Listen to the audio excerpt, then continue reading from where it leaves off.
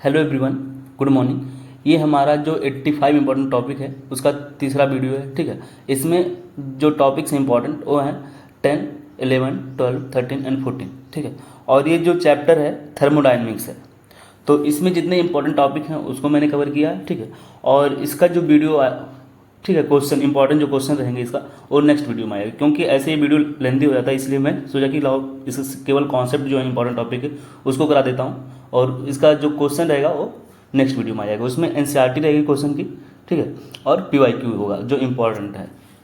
तो यार चलो देखो, कुछ देखो लोग बोल रहे हैं कि भैया मतलब कब तक ख़त्म कर दोगे। देखो यार, मैं मतलब बहुत ज़्यादा मेहनत कर रहा हूँ। कम से कम देखो पीडीएफ बनाने में 8 से 9 घंटे लगते हैं, और 2-3 घंटे लग जाते हैं, 3-4 घंटा कम से कम इसको वीडियो को एडिट करने में और अपलोड करने में लग जाता है। ठीक है, तो मान लो चलो 11-12 घंटा मुझे लगता है एक वीडियो बनाने के लिए अब। ठीक है, क्योंकि देखो इंपॉर्टेंट चीज़ें मुझे डालना है, तो मैं एकदम बहुत ज़्यादा खोज के डालता हूँ। सोचता हूँ कि कुछ ऐसा छूटे ना इंपॉर्टेंट जो मतलब तुम्हारा क्वेश्चन ना हो पाए। तो ज़्यादा मेहनत लग रहा है, तो यार मान के चलो कि 25 अप्रैल तक मैं कोशिश करूँगा कि हो जाए। ठीक है, इससे पहले 25 अप्रैल से हो जाए तो बहुत ज़्यादा होगा, तो 30 अप्रैल मतलब 30 अप्रैल से पहले हो जाएगा। ठीक है, और लोग पूछते हैं कि कितना नंबर आ सकता है। देखो अगर तुम लोग खूब अच्छे से पीवाईक्यू कर लोगे इसके, ठीक है, और जितने क्वेश्चन करा रहा हूँ पीवाईक्यू जो करा रहा हूँ मैं उसको, और एनसीईआरटी के जो क्वेश्चन है उसको खूब अच्छे से कर लो, और जितना मैं थ्योरेटिकल जो चीज़ें करा रहा हूँ उसके कॉन्सेप्ट उसको खूब अच्छे से कर लो। ठीक है, तो मान के चलो कि 120 इजीली आ जाएगा। ठीक है, तो खूब अच्छे से बस तैयार करो तुम लोग इसको। ठीक है, कई बार रिवाइज करो। जो चीज़ें मैं जैसे एक दिन डाल दिया उसको पढ़ लिया करो, उसका पीडीएफ पहले डाल देता हूँ, तो उसको खूब अच्छे से एक बार रिवाइज करके तब आया करो वीडियो देखने। मान लो एक बार तुमको देखे रहोगे तो एक बार ऐसे ऊपर ऊपर से पढ़ लोगे जो मैं पढ़ाऊँगा, तो 2x भी देख सकते हो इस तरीके से, क्योंकि तुम एक बार पढ़ ही रहोगे तो थोड़ा जल्दी हो जाएगा और चीज़ें तुमको याद भी रहेगी। ठीक है, तो चलो शुरू करते हैं। हमारा टॉपिक है थर्मोडाइनमिक्स। थर्मोडाइनमिक्स में एक वर्ड आता है यूनिवर्स। यूनिवर्स क्या है? तो यूनिवर्स जो होता है ये मिला होता है, किससे मिलकर बना होता है? सिस्टम एंड सराउंडिंग से। System, universe is made up of system and surrounding. Okay, system क्या है? सिस्टम ऐसा चीज़ है जो अंडर द ऑब्जर्वेशन होता है। सिस्टम यूनिवर्स का एक पार्ट है जो अंडर इन्वेस्टिगेशन होता है। पूछा जाता है कि कौन सा ऐसा पार्ट है जो इन्वेस्टिगेशन के टाइम होता है, अंडर इन्वेस्टिगेशन होता है। तो हमारा कौन सा पार्ट है? Universe, sorry system. System is the part of universe which is under investigation. ये लाइन इंपॉर्टेंट है। Okay, rest part of the system, rest part of the universe is known as surrounding. System को अगर हम लोग universe से निकाल दें तो बाकी जो चीज़ बचती है उसे क्या बोलते हैं हम लोग? सराउंडिंग बोलते हैं। Rest part of the universe except system is called surrounding. अब इस दोनों को सेपरेट करने के लिए, सिस्टम और सराउंडिंग को अलग करने के लिए एक इमेजिनरी लाइन होती है जिसे हम लोग क्या बोलते हैं? बाउंड्री बोलते हैं। ओके, अब देखो सिस्टम जो होता है 3 टाइप का हो सकता है। सिस्टम कितना टाइप का हो सकता है? 3 टाइप का। Open system, close system and isolated system. ठीक है, तो ओपन सिस्टम क्या होते हैं? ओपन सिस्टम मीन्स ऐसे खुला रहेगा, तो इसमें में से एनर्जी का भी एक्सचेंज हो सकता है और मास का। Energy and matter can exchange. Exchange means मान लो कि ऐसे कोई सिस्टम है और ये ओपन है, तो इसमें में से हम लोग मास भी निकाल सकते हैं और एनर्जी भी। ठीक है, बट यदि वो क्लोज्ड है, यदि ऐसे वो बंद है, तो इसमें अब बंद है तो इसमें मास से तो हम लोग निकाल नहीं सकते। ठीक है, ओनली एनर्जी का एक्सचेंज हो सकता है। ये बंद है तो इससे हम लोग केवल एनर्जी का एक्सचेंज कर सकते हैं, मास का नहीं या मैटर का नहीं। लेकिन आइसोलेटेड कोई सिस्टम है, इंसुलेशन कर दिया जाता है, जैसे हम लोग का ये थर्मोस्टिल बॉटल्स आते हैं, वो कैसे होते हैं? देखो यहाँ से न तो हम लोग एनर्जी का न तो मैटर का एक्सचेंज कर सकते हैं, मतलब किसी भी चीज़ का एक्सचेंज नहीं कर सकते हैं। ठीक है, तो बताओ ह्यूमन बॉडी कैसा होता है? ह्यूमन बॉडी देखो एनसीईआरटी में एग्जांपल दिया है, उसको एक बार देख लेना। ह्यूमन बॉडी अगर मैं पूछूं कैसा सिस्टम है, तो बताओ ओपन सिस्टम है कि क्लोज सिस्टम? ह्यूमन बॉडी एक ओपन सिस्टम है। यहाँ से मास का भी एक्सचेंज होता है, सब्सटेंस का भी एक्सचेंज होता है और एनर्जी का एक्सचेंज होता है। ठीक है, और ये हमारा आइसोलेटेड सिस्टम का अगर कोई पूछे एग्जाम्पल बताओ तो कौन सा हो जाएगा आइसोलेटेड सिस्टम का? हमारे थर्मोस्टिल बॉटल्स जो होते हैं। ओके, तो इसके एग्जाम्पल्स एक बार देख लेना। और थोड़ा इंपॉर्टेंट था ओपन सिस्टम का, तो ओपन सिस्टम में कोई भी लिविंग बॉडी हो या ह्यूमन बॉडी बोल दे तो कैसा सिस्टम होता है? ओपन सिस्टम है। ओके, अब देखो 2 फंक्शन होते हैं, एक होता है स्टेट फंक्शन और एक होता है पाथ फंक्शन। ठीक है, तो स्टेट फंक्शन क्या होता है कोई पूछे, और पाथ फंक्शन क्या होता है? तो देखो क्या होता है हमारे स्टेट फंक्शन क्या होते हैं? स्टेट फंक्शंस ऐसे प्रॉपर्टीज हैं, देखो हमारे जो प्रॉपर्टीज़ हैं फिजिकल प्रॉपर्टीज, जैसे हमारा एंथैल्पी हो गया, ठीक है, गिव्स फ्री एनर्जी हो गया, ठीक, और एंट्रोपी हो गया, और टेम्परेचर हो गया, प्रेशर हो गया, वॉल्यूम हो गया, और हाइट, और ठीक है, ये हमारा क्या है? एंथैल्पी है। तो ये जो चीज़ें हैं, ये जो चीज़ें हैं अगर मैं बोलूँ तो ये कैसे फंक्शंस हैं? स्टेट फंक्शन है। तो मतलब ये जो फिजिकल प्रॉपर्टीज जो होते हैं, कुछ उसमें स्टेट फंक्शन होते हैं और कुछ हमारे जो होते हैं पाथ फंक्शन होते हैं। तो पहले तो हमको जानना होगा कि क्या होता है स्टेट फंक्शन। हम लोग किसे बोलेंगे स्टेट फंक्शन, किसे बोलेंगे पाथ फंक्शन।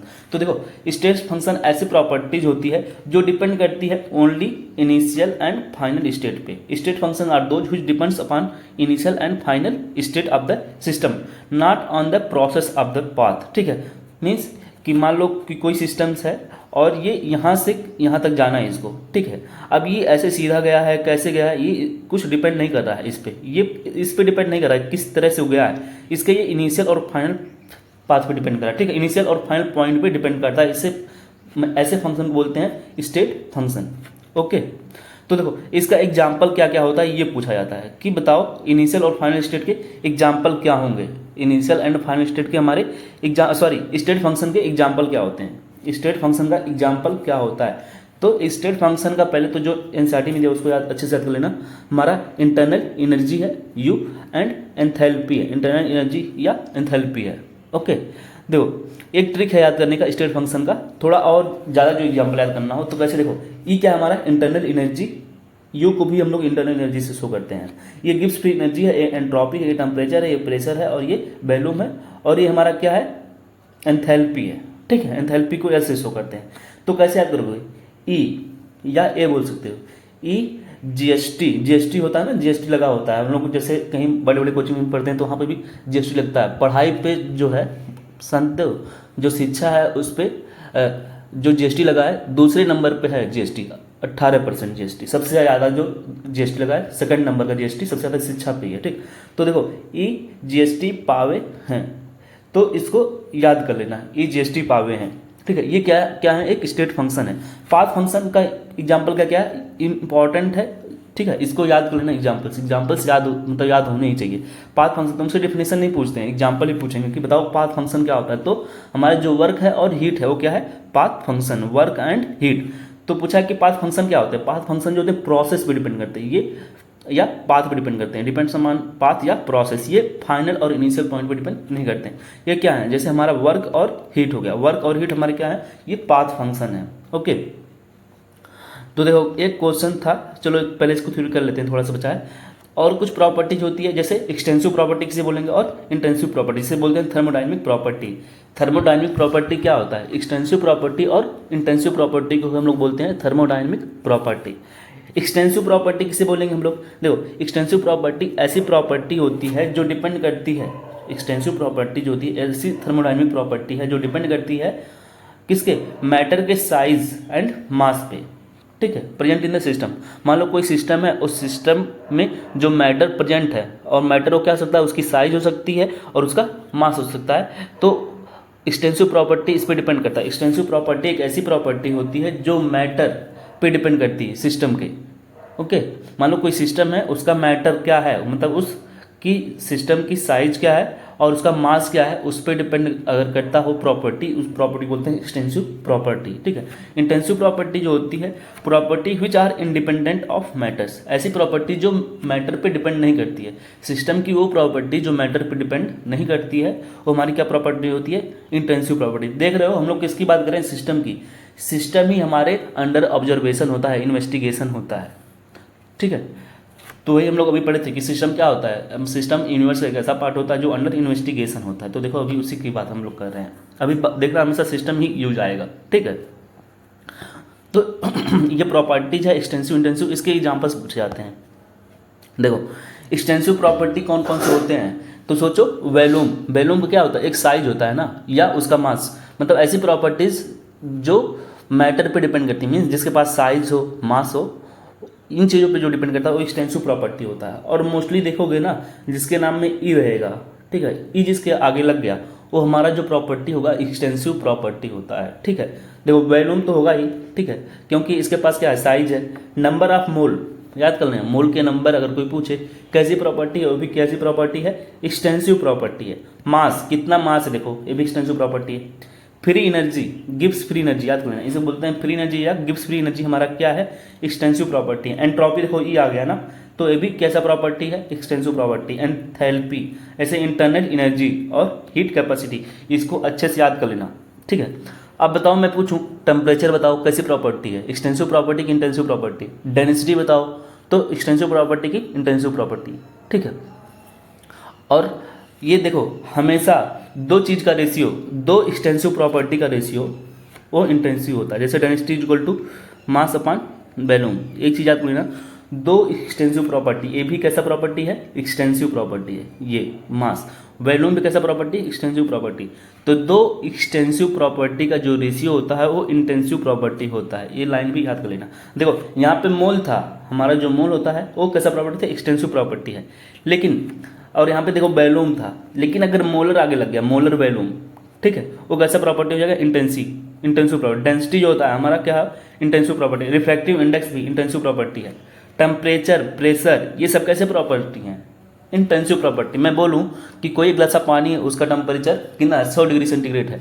सोचो यदि वो पूरे गिलासे में 100 डिग्री सेंटीग्रेड था, यदि उसको छोटे गिलास में निकाल दूँ, पूरा भरा हुआ 100 ml था, ठीक है, और इसमें मान लो 10 ml ही डालता हूँ, तो उसका टेम्परेचर कितना हो, उसका भी तो 100 ही होगा। तो प्रॉपर्टी तो चेंज नहीं हुआ है, ठीक है, उसको डिवाइड करने के बाद भी चेंज नहीं हुआ। तो जो प्रॉपर्टी है टेम्परेचर, कैसा प्रॉपर्टी होगा, इंटेंसिव प्रॉपर्टी होगा, ठीक है। ऐसे समझ सकते हो, समझने के लिए था। तो बॉइलिंग पॉइंट, फ्रीजिंग पॉइंट एक ऐसे प्रॉपर्टीज होते हैं, हमारे इंटेंसिव प्रॉपर्टीज होते हैं। तो देखो मोस्टली जिसमें ई लगा है वो कैसे प्रॉपर्टी है, एक्सटेंसिव प्रॉपर्टी हैं मोस्टली।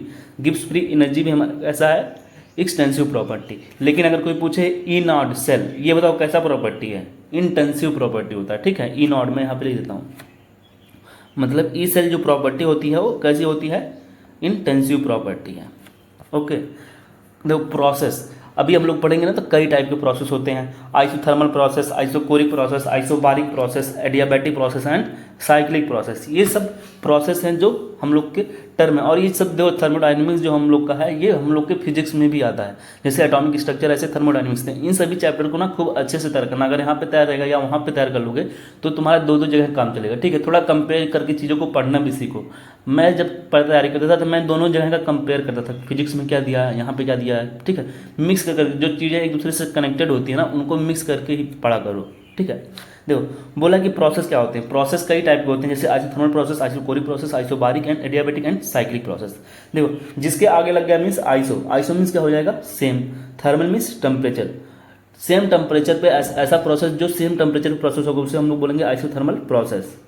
ऐसा प्रोसेस जो सेम वॉल्यूम पे हो, आइसोकोरिक प्रोसेस। ऐसा प्रोसेस जो सेम प्रेशर पे हो, उसे बोलते हैं आइसोबारिक, ठीक है। एडियाबैटिक प्रोसेस ऐसा प्रोसेस होता है जहाँ पे हमारा जो हीट एक्सचेंज होता है वो जीरो हो जाता है। और साइक्लिक प्रोसेस ऐसा प्रोसेस होता है, initial and final state of system are same, ठीक है। साइक्लिक प्रोसेस ऐसा प्रोसेस होता है जहाँ पे इनिशियल और फाइनल पॉइंट जो होते हैं वो सेम हो जाते हैं। मान लो कि कोई प्रोसेस यहाँ से गया और ऐसे आके मान लो सर्कल भी बना सकता है, या ऐसे गया ऐसे सीधे फिर चला आया, ये भी कैसा है हमारा साइक्लिक प्रोसेस ही बोलेंगे, ठीक है। साइक्लिक प्रोसेस कोई जरूरी नहीं कि वो सर्कल ही हो, ठीक है।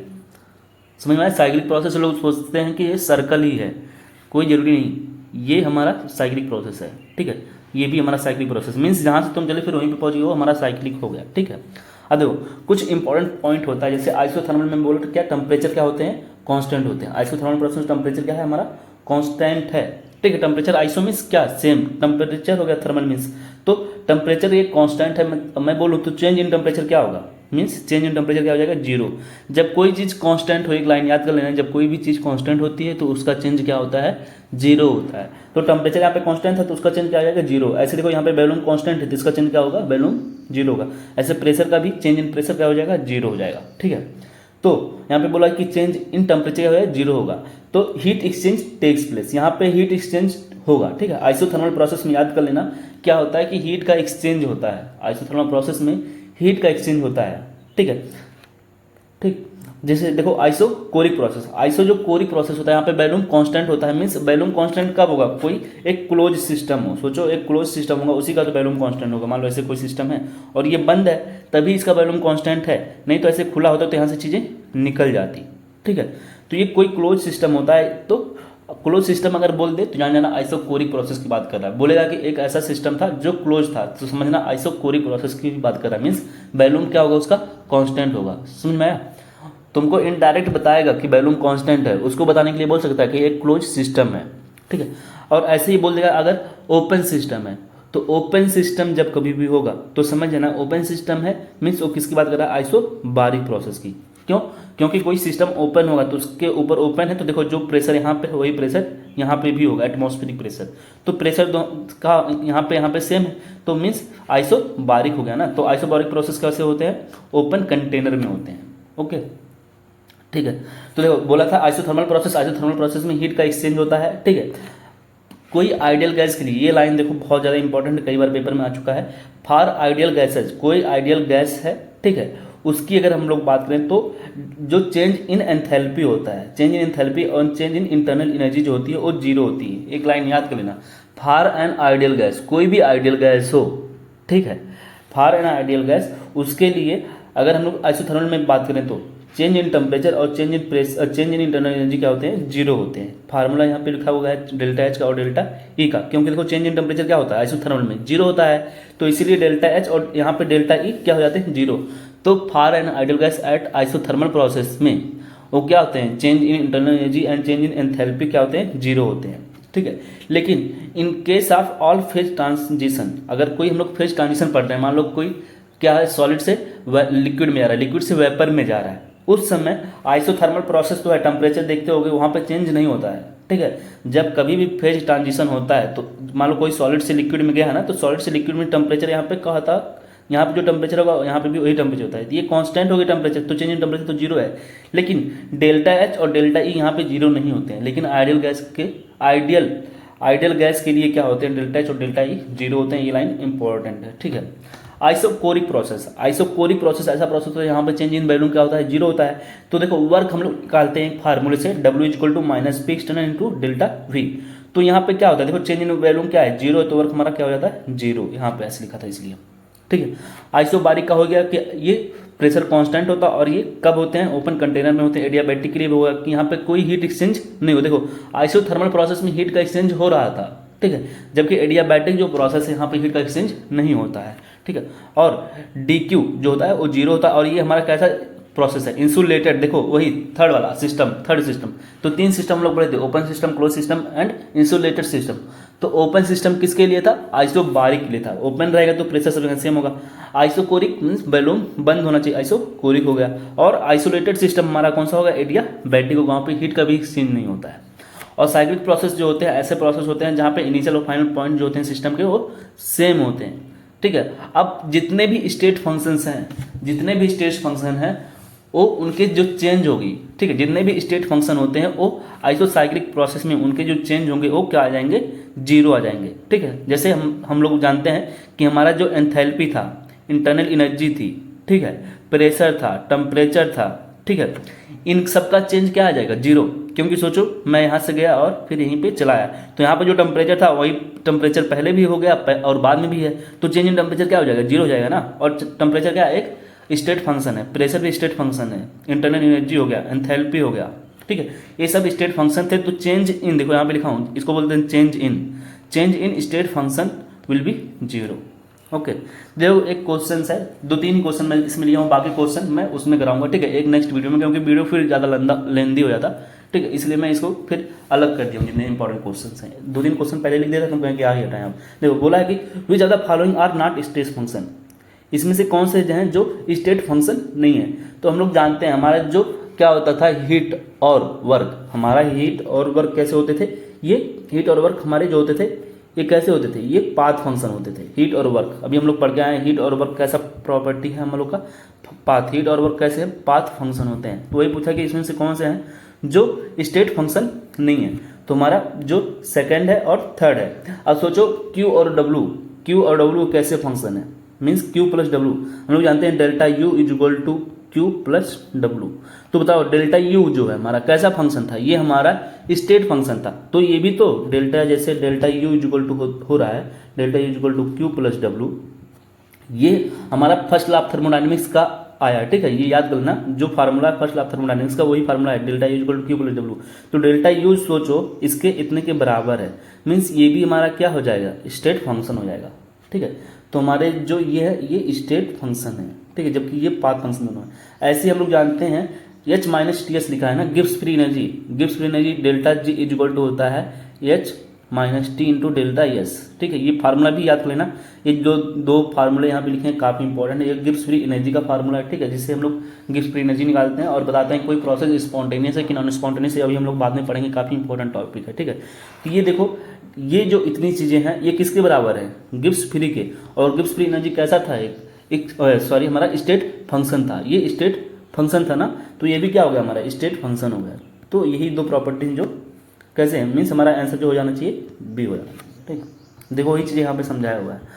नेक्स्ट जो क्वेश्चन है, गिवन बिलो R2 स्टेटमेंट, जो 2023 में देखो आया भी है। ठीक है, पूछा है given below R2 statement, one is labelled as assertion and one is labelled as reason. तो असर्शन क्या है? असर्शन इज दैट कि in equation delta G gives free energy is equal to, यहाँ पे देखो शायद मिस प्रिंटिंग है। ठीक है, यहाँ पे होना चाहिए था minus n F E, delta G is equal to minus n F E cell the value of delta G depends on n. ये तो सही बात है। जो डेल्टा जी की वैल्यू है, डेल्टा जी हमारी कैसी प्रॉपर्टी है? डेल्टा जी हमारी प्रॉपर्टी जो होती है एक्सटेंसिव प्रॉपर्टी है, और एक्सटेंसिव प्रॉपर्टी जो होते हैं वो नंबर ऑफ मोल पे डिपेंड करते हैं। याद कर लेना, डेल्टा जी की वैल्यू जो है एन पे डिपेंड कर रही है, लेकिन ई सेल की वैल्यू जो होती है एन पे डिपेंड नहीं करती। इस लाइन को याद कर लेना, डेल्टा जी एक्सटेंसिव प्रॉपर्टी जो होते हैं वो मोल पे नंबर पे डिपेंड कर रहा है। रीजन क्या है कि E cell is an intensive property, ठीक है, और डेल्टा जी एक एक्सटेंसिव प्रॉपर्टी है। देखो ये भी जो मैं बताया हूँ, तो ये तो रीजन तो सही है। अब देखो असर्शन गलत हो सकता है यदि यहाँ पे माइनस नहीं है। ठीक है, यदि यहाँ पे माइनस नहीं है, लेकिन मुझे लगता है कि यहाँ पे मिस प्रिंटिंग है, क्योंकि जो आंसर दिया था मैं देखा था वहाँ पे जो आंसर दिया था ए दिया था, बोला था A and R assertion and reason दोनों ट्रू हैं और रीजन नॉट करेक्ट है, एक्सप्लेनेशन ऑफ ए। ठीक है, ए और बी, ठीक है, ये दोनों सही है, लेकिन ये करेक्ट एक्सप्लेनेशन नहीं है। ठीक है, अब देखो आंसर तो यही दिया है, और आंसर ये तब दे सकता है जब यहाँ पे माइनस हो, तो शायद मिस प्रिंटिंग होगा, इसको एक बार सही कर लेना। ठीक है, डेल्टा जी इक्वल टू होता है minus n F E cell होता है। ठीक है, फार्मूले में पूरा, तो हमारा ए आंसर हो जाएगा इसका। आगे बढ़ते हैं, रिवर्स देखो, अब प्रोसेस की हम लोग बात करते हैं, और वहाँ पे तो अभी हम लोग आइसोथर्मल, आइसोकोरिक, आइसोबारिक ये सब पढ़े था, साइक्लिक प्रोसेस। ठीक है, अब दो प्रोसेस मेन है हमारे, कोई प्रोसेस रिवर्सिबल हो सकता है और एक हो सकता है इरिवर्सिबल प्रोसेस। या तो प्रोसेस रिवर्सिबल होगा या तो इरिवर्सिबल होगा। तो हम लोग कब रिवर्सिबल बोलेंगे, कब इरिवर्सिबल बोलेंगे? देखो प्रोसेस क्या होगा, यदि बहुत स्लो मीन्स ये कभी कंप्लीट ही नहीं होगा, प्रोसेस ये बहुत स्लो है और कभी कंप्लीट नहीं होता, इसे बोलते हैं रिवर्सिबल प्रोसेस। ठीक है, और इरिवर्सिबल प्रोसेस जो होते हैं बहुत फास्ट होते हैं और ये कंप्लीशन को चले जाते हैं। इनकी देखो यहाँ पे इक्विलिब्रियम केवल इनिशियल और फाइनल पॉइंट पे होता है। ठीक है, जबकि यहाँ पे कहीं पे भी इक्विलिब्रियम पाया जा सकता है, क्योंकि ये रिवर्सिबल है। ठीक है, at any time system and surrounding are in equilibrium. देखो यहाँ पे कह रहा है इक्विलिब्रियम कहाँ पे है, किसी भी टाइम हम लोग पा सकते हैं, लेकिन यहाँ पे देखो no equilibrium between the system and surrounding. यहाँ पे सिस्टम और सराउंडिंग के बीच में इक्विलिब्रियम ही नहीं होता है। ये फार्मूला देखो लिखा कि P system is equal to P surrounding plus minus small change in pressure, जबकि यहाँ पे एक लार्ज चेंज इन प्रेशर है। ठीक है, दोनों में डिफरेंस यही है कि यहाँ पे जो हमारा जो रिवर्सिबल प्रोसेस वहाँ पे स्मॉल चेंज इन प्रेशर, यहाँ पे लार्ज चेंज इन प्रेशर है। वर्क देखो कैसे निकालते हैं, रिवर्सिबल के लिए याद कर देना, वर्क का फार्मूला, रिवर्सिबल के लिए वर्क का फार्मूला होता है पी, यहाँ पे माइनस पर लगाना आगे, और यहाँ पे इंटीग्रेशन करना है V1 और V2 से, पी एक्सटर्नल dV, जबकि यहाँ पे होता है minus P external V2 minus VV। ये वाला फार्मूला इरिवर्सिबल की ज़्यादा इंपॉर्टेंट है, रिवर्सिबल से ज़्यादा इरिवर्सिबल वाला फार्मूला ज़्यादा इंपॉर्टेंट है। ठीक है, यहाँ पे बोला कि वर्क डन मैक्सिमम होगा, जबकि यहाँ पे वर्क डन मिनिमम होता है। ठीक है, ये लाइन याद रखना। कोई पूछे कि रिवर्सिबल प्रोसेस के इरिवर्सिबल प्रोसेस कहाँ पे वर्क डन मैक्सिमम होगा, तो रिवर्सिबल प्रोसेस में वर्क डन मैक्सिमम होगा। अब सोचो कोई प्रोसेस रिवर्सिबल है, मीन्स आगे जा रहा है पीछे भाग रहा है, मीन्स उसको चलाने के लिए हमको काफ़ी क्या करना पड़ेगा, एक अपोजिंग फोर्स कराना पड़ रहा है। देखो ड्राइविंग फोर्स जो होता है ना वो ऑलमोस्ट इक्वल होता है अपोजिंग फोर्स के। ठीक है, ये मैं इधर ले आना चाह रहा हूँ, ठीक है, लेकिन जो अपोजिंग फोर्स है इधर लग रहा है, मीन्स दोनों इक्वल है, तभी फिर वो पीछे चला जा रहा है। जबकि यहाँ पे जो ड्राइविंग फोर्स है much greater than the opposing force, यहाँ पे ड्राइविंग फोर्स जो था अपोजिंग फोर्स से ज़्यादा था, इसलिए देखो एक ही डायरेक्शन में चला जा रहा है। ठीक है, तो देखो फार आइसोथर्मल रिवर्सिबल चेंज, फार आइसोथर्मल रिवर्सिबल चेंज, अब यहाँ पे आइसोथर्मल था तो चेंज इन टेम्परेचर 0 हो जाएगा। ठीक है, तो ये देखो ये फार्मूला आया, ये फार्मूला ठीक है, इसको याद कर लेना। चेंज हाँ, फार आइसोथर्मल रिवर्सिबल के लिए क्या होता है, Q equal to minus W equal to NRT/ln V final minus V initial. ये इंपॉर्टेंट फार्मूला, डायरेक्ट क्वेश्चन आएगा तो ऐसे करना पड़ेगा। देखो ये कहाँ से आया है, ये वाली चीज़ कहाँ से आई है, इसको मैं बताता हूँ। देखो हम लोग पढ़ते हैं delta U equal to Q plus W। तो देखो डेल्टा U में अभी हम लोग पढ़े थे चेंज इन टेम्परेचर आता है, ठीक है। और चेंज इन टेम्परेचर अगर जीरो है, चेंज इन टेम्परेचर जीरो, तो ये वैल्यू क्या हो जाएगी, जीरो हो जाएगी हमारी, तो ये जीरो हो गई है, ठीक है। अब Q इक्वल टू डब्ल्यू को उधर जाओ तो माइनस में आ गया, तो वही लिखा गया। ऐसे ही सेम यहाँ पे भी लिखा फॉर आइसोथर्मल इरिवर्सिबल चेंज के लिए, लेकिन देखो यहाँ पे फार्मूला क्या है वैल्यूम का, V2 माइनस V1 है, V फाइनल माइनस V1 या V2 माइनस V1, जबकि यहाँ पे क्या है NRTLN, ठीक है। तो रिवर्सिबल के लिए फार्मूला देखो अलग है, इरिवर्सिबल के लिए, और डायरेक्ट ऐसे फार्मूला ही पूछ लेता है, ठीक है, कभी कभी। तो अभी हम लोग क्वेश्चन करेंगे तो पता भी चलेगा जब नेक्स्ट वीडियो आएगा क्वेश्चन का तो वीडियो आज ही आ जाएगा, ठीक है। मैं 6 बजे तक तो डाल दूंगा, 6-7 बजे तक, ठीक है। देखो लिखा है first law of thermodynamics. First law of thermodynamics क्या होता है, ये हमारा first law of thermodynamics based upon the energy conservation पे होता है। First law of thermodynamics is based upon the energy conservation. Formula होता है delta U equal to Q plus W, इसको अच्छे से याद करना फार्मूला। अब देखो इसमें वर्क होता है, वर्क जो देखो ये हमारा वर्क है ना, तो ये क्या है, ठीक है। तो वर्क के देखो, वर्क जो होता है हमारा, अगर कोई फ्री एक्सपेंशन हो रहा हो, अगर ये मान लो सिस्टम हमारा जो है ये फ्री एक्सपेंड कर रहा हो, ठीक है, तो वर्क जो होता है वो क्या हो जाता है, जीरो हो जाता है, ठीक है। फिर मतलब हम कुछ नहीं कर रहे हैं, अपने आप वो एक्सपेंड कर रहा है, तो हमारा जो वर्क होगा वो जीरो हो जाएगा। लेकिन वर्क निकालने के लिए फार्मूला याद कर लेना, इरिवर्सिबल प्रोसेस के लिए काफ़ी इंपॉर्टेंट है। इससे 3-4 बार क्वेश्चन अभी जल्द में आ चुके हैं, ठीक है। देखो साइन कन्वेंशन, हम लोग कब वर्क को पॉजिटिव लेंगे, कब वर्क को निगेटिव लेंगे, ये काफ़ी इंपॉर्टेंट है। देखो ये मान लो हमारा ये सिस्टम है और इस सिस्टम पे हम लोग वर्क कर रहे हैं, सिस्टम पे वर्क करेंगे तो हमारा क्या होगा, वो पॉजिटिव होगा, ठीक है। अगर हम लोग सिस्टम पे वर्क कर रहे हैं तो वर्क कैसा होगा, पॉजिटिव होगा। लेकिन यदि सिस्टम वर्क कर रहा है तो कैसा होगा, निगेटिव होगा, ठीक है। यदि सिस्टम पे वर्क कर रहे हैं तो क्या होता है, कोई सिस्टम पे वर्क कर रहा है तो मीन्स वो पॉजिटिव है, और तब एनर्जी क्या होती है सिस्टम की, इंक्रीज कर जाती है। लेकिन अगर सिस्टम वर्क कर रहा है तो सिस्टम मान लो हम ही अगर वर्क करें तो हमारी एनर्जी क्या होगी, कम नहीं हो जाएगी।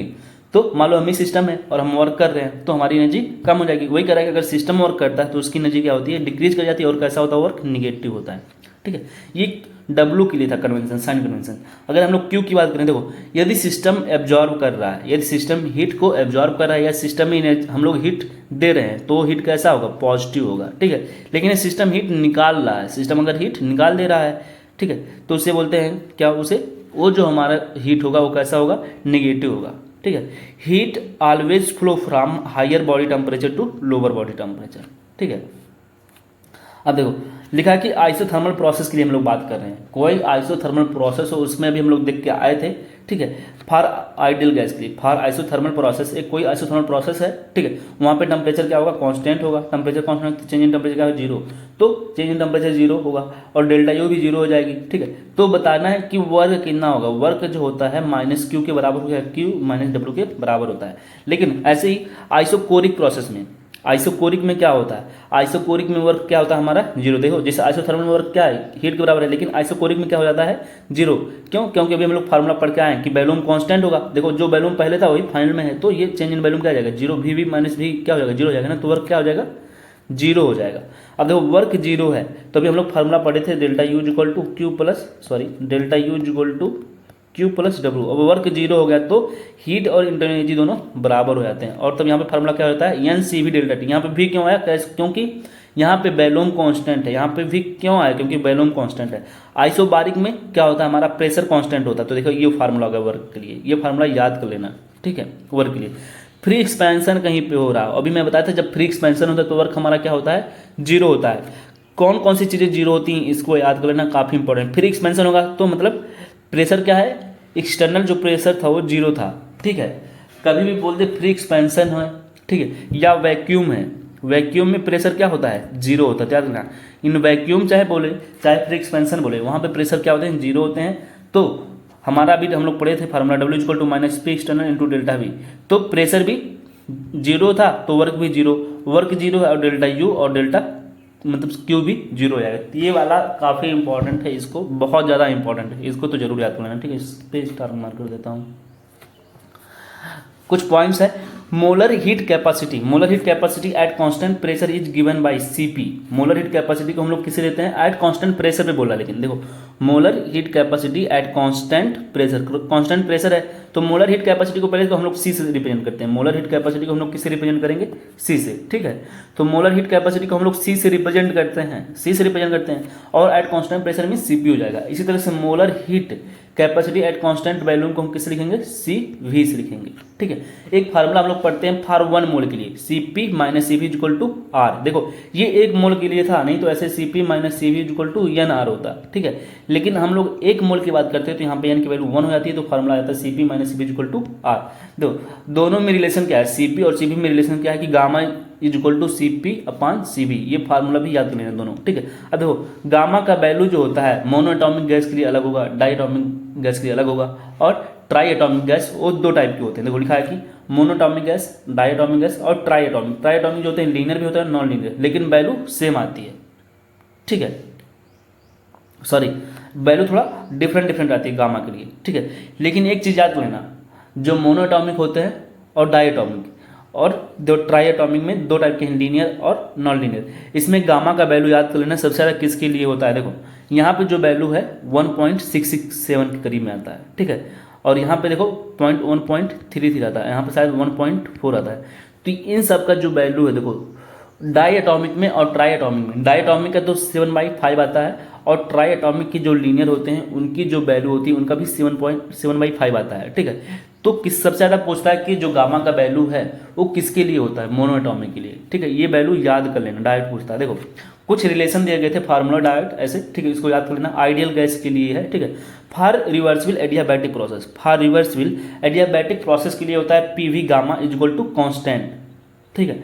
और ये रिवर्सिबल प्रोसेस के लिए है, रिवर्सिबल एडियाबैटिक प्रोसेस के लिए पी वी गामा क्या है, कांस्टेंट होता है। और टी वी गामा -1 ये क्या होता है, कांस्टेंट होता है फॉर आइडियल गैस के लिए, ठीक है। इंपॉर्टेंट ये वाली है, ये तो फार्मूला था डायरेक्ट ऐसे पूछ सकता है कि बताओ रिवर्सिबल एडियाबैटिक प्रोसेस के लिए कौन से फार्मूले सही हैं। तो पी वी गामा जो है ये कांस्टेंट होता है, ठीक है। ऐसे टी वी गामा -1 भी क्या होता है, इज इक्वल टू कांस्टेंट होता है। ये फार्मूला वैसे याद कर लेना। देखो नेक्स्ट जो हम लोग फार्मूला पढ़ते थे फर्स्ट लैब थर्मोडायनेमिक्स में, उसमें क्यू आता था हमारा, हीट आता था, तो उसके बारे में पढ़ना है हीट। तो हीट जो है क्यू है हमारा, और Q का फार्मूला होता है Q is equal to C delta T. जब हम लोग हीट पढ़ते हैं तो उसके प्लेस पर हम लोग C लिख सकते हैं। अभी हम लोग C पढ़े थे, क्या हमारा हीट कैपेसिटी है, C हमारा हीट कैपेसिटी है, ठीक है। Q is equal to C delta T, एक फार्मूला ये हो गया। इसी को अगर हम लोग मोल में चेंज करना चाहें तो Q is equal to NCM delta T, Q is equal to NCM delta T, क्योंकि हम लोग C इज इक्वल टू लिख सकते हैं NCM, ठीक है। Heat capacity is equal to होता है NCM, means number of mole, और मोलर हीट कैपेसिटी वही लिखा हुआ Q is equal to NCM delta T. अब देखो नंबर ऑफ मोल अगर पता है तो यहाँ पे तुम और फार्मूला बना सकते हो, जितना भी मोल का, जितना भी हम लोग फार्मूला पढ़ के आए थे मोल वाले कॉन्सेप्ट में, ठीक है। तो इसके हिसाब से, जिस हिसाब से वैल्यू दिया रहता है उसी हिसाब से, इसी तरह से हम लोग इधर उधर करते हैं फार्मूला को, ठीक है। और Q इज इक्वल टू होता है MS delta T, Q is equal to क्या होता है MS डेल्टा टी। M क्या है हमारा मास हो गया, अमाउंट ऑफ सब्सटेंस। S क्या है, स्पेसिफिक हीट ऑफ, ठीक है, सब्सटेंस, स्पेसिफिक हीट। और टेम्परेचर क्या है, चेंज इन टेम्परेचर, हमारा टेम्परेचर हो गया। तो हीट की यहाँ पे चीज़ दी थी, जो हम लोग formula delta U equal to पढ़ के आए थे ना, delta U equal to Q plus W, उसी पढ़े, डब्ल्यू पढ़ लिए थे, क्यू पढ़ लिया, अब डेल्टा यू पढ़ना है। डेल्टा यू क्या हमारा इंटरनल एनर्जी है, उसको हम लोग ई से भी रिप्रेजेंट करते हैं, याद देख लेना। डेल्टा यू को हम लोग हमारा जो रिप्रेजेंटेशन है ई से भी करते हैं। अब देखो जो इंटरनल एनर्जी होती है किसी सिस्टम की, मालूम मैं सिस्टम हूँ, तो हमारी जो इंटरनल एनर्जी होगी किस वजह से हो सकती है, वो हमारी इंटरनल एनर्जी काइनेटिक एनर्जी होती है, पोटेंशियल एनर्जी होती है, इलेक्ट्रॉनिक एनर्जी, न्यूक्लियर एनर्जी, और भी कई टाइप की एनर्जीज हैं, ठीक है। तो इसको याद कर लेना, ठीक है, ऐसे पूछ सकता है, तो इसको ज़्यादा इंपॉर्टेंट तो नहीं है, बस एक बार देख लेना। अब लोग जानते हैं कि हमारा जो इंटरनल एनर्जी था ई या यू एक स्टेट फंक्शन था, ये स्टेट पर डिपेंड करता था कि फाइनल स्टेट क्या है और इनिशियल स्टेट क्या है, ठीक है। तो ये एक स्टेट फंक्शन था और एक्सटेंसिव प्रॉपर्टी थी। देखो स्टेट फंक्शन और एक्सटेंसिव प्रॉपर्टी थी, ठीक है। तो मैं बोलूँगा चेंज इन इंटरनल एनर्जी क्या होगा, you final minus you initial होगा, इसको याद कर लेना, ठीक। और for a given close system के लिए, यदि कोई क्लोज सिस्टम है, ठीक है, और तो वो हमारा जो इंटरनल एनर्जी वो फंक्शन होता है टेम्परेचर और वॉल्यूम को, ये जो फार्मूला आता है ये ऐसे डायरेक्ट पूछ सकता है, इसलिए मैं ये फार्मूला यहाँ पे दे दिया हूँ कि डेल्टा यू इक्वल टू, ठीक है, D you, small change in internal energy क्या होती है, D you partial D you by D T. यहाँ पे वॉल्यूम देखो लिखा है कांस्टेंट वॉल्यूम, यहाँ पे कांस्टेंट टेम्परेचर है, ठीक है। तो यहाँ पे देखो जब टेम्परेचर ले रहे हैं तो यहाँ पे मैं वॉल्यूम लिख रहा हूँ, और यहाँ से डी टी सिस्टम मतलब यहाँ पे भी टेम्परेचर है, ठीक है, यहाँ पे वॉल्यूम है, अच्छा यहाँ पे वॉल्यूम यहाँ पे टेम्परेचर है। तो ये फार्मूला थोड़ा सा याद कर लेना, ठीक है। अब जब हम लोग एंथैल्पी पढ़ रहे हैं, एंथैल्पी क्या होता है हमारा, एंथैल्पी का फार्मूला जो होता है इसको हम लोग रिप्रेजेंट करते हैं किससे, एच से। एंथैल्पी हम रिप्रेजेंट करते हैं किससे, एच से रिप्रेजेंट करते हैं, ठीक है। तो एच इज इक्वल टू होता है, ये इंपॉर्टेंट फार्मूला ये भी है, एच इज इक्वल टू होता है U plus pressure into volume, ठीक है। लेकिन चेंज अगर मैं बोल दूँ तो delta H is equal to हो जाएगा हमारा delta H is equal to delta U plus P into delta V. देखो यहाँ पे लिखा delta H is equal to, लेकिन कब, एट कांस्टेंट प्रेशर। यहाँ पे देखो प्रेशर कांस्टेंट हो गया है, यहाँ पे हम लोग प्रेशर कांस्टेंट लिखे हैं तो ये कांस्टेंट वैल्यू है, तो ये डेल्टा वी, अभी इसमें चेंज आ रहा है तो delta H is equal to delta U plus P into delta V. अब देखो पी इंटू डेल्टा वी को हम लिख सकते हैं, ठीक है, क्या P V is equal to हम लोग पढ़ते हैं ना एन आर टी, तो चेंज इन था पी इंटू डेल्टा वी, तो ऐसे लिखूंगा हाँ डेल्टा एन, ठीक है, delta N G R T, तो इसको ऐसे भी लिख सकते हैं, ठीक है। तो देखो लिखा है कि एट कांस्टेंट प्रेशर था, ये फार्मूला इसको याद करना, एट कांस्टेंट प्रेशर पे, ठीक है। डेल्टा एच जो हमारा जो एंथैल्पी है ये क्यूपी के बराबर हो जाता है हीट के, जो भी हम लोग पढ़े आए थे, मीन्स हीट कब है, एट कांस्टेंट प्रेशर पे। देखो यहाँ पे क्यूपी लिखा है, तो heat absorbed by the system at constant pressure. तो कोई पूछे बताओ हमारा जो एंथैल्पी है वो हीट एब्जॉर्ब के बराबर होता है एट कांस्टेंट प्रेशर पे, ठीक है। तो क्यूपी के बराबर होता है कब, अगर मैं बोलूँ H is equal to Q P, तो ये कब होगा, एट कांस्टेंट प्रेशर पे होगा, ठीक है, हीट एब्जॉर्ब होगा। और इसी तरीके से ये कब होगा, क्यू वी के डेल्टा यू, तो हमारा जो इंटरनल एनर्जी है वो क्यू वी के बराबर हो रहा है एट कांस्टेंट वैल्यूम, और जो हमारा एंथैल्पी है वो किसके बराबर हो रहा है, क्यू पी के। ये इंपॉर्टेंट है, ये एच जो है पी के बराबर हो रहा है और हमारा यू जो है वो वैल्यूम के बराबर हो रहा है, ठीक है। ये कांस्टेंट प्रेशर पे, कांस्टेंट वैल्यूम पे, ये याद कर लेगा, ठीक है। ऐसे डायरेक्ट फार्मूला पूछता है कि बताओ एच किसके बराबर होता है, क्यू वी के क्यू पी के, तो क्यू पी के होता है, ठीक है। ऐसे इसके लिए था। देखो ये जो हमारा डेल्टा एच पॉजिटिव है तो इसे बोलते हैं एंडोथर्मिक प्रोसेस। कभी भी एंथैल्पी पूछे तो कैसे बताएंगे कि कैसा है, एक्सोथर्मिक या एंडोथर्मिक। तो अगर ये पॉजिटिव आ रहा है तो हम लोग बोलते हैं एंडोथर्मिक, नेगेटिव आ रहा है तो उसे बोलते हैं एक्सोथर्मिक। तो देखो लिखा है वही, ठीक है। आगे बढ़ते हैं, पूछा है कि डेल्टा एच और डेल्टा यू में रिलेशन बताओ। तो delta H is equal to, हम लोग फार्मूला पढ़ के आ रहे हैं, delta H is equal to delta U plus P into delta V, ये फार्मूला पढ़ के आए हैं, ठीक है। तो वो एक रिलेशन ये हो गया हमारा, ठीक है। अब देखो delta P into delta we को अभी मैं बताया था एन आर टी भी लिख सकते हैं। देखो P into delta P V equal to सब पढ़े तो ना आइडियल गैस के लिए ये फार्मूला होता है, तो पी इंटू डेल्टा वी था यहाँ पे, तो हम क्या लिखेंगे डेल्टा एन आर टी। तो देखो वही लिखा था, sorry N R delta T, N R delta T लिखा था, ठीक है। तो देखो यहाँ पे वही फार्मूला लिखा है, P V equal to delta H delta U और पी डेल्टा वी की दर पे क्या लिखा है, एन आर डेल्टा टी लिखा है, ठीक है।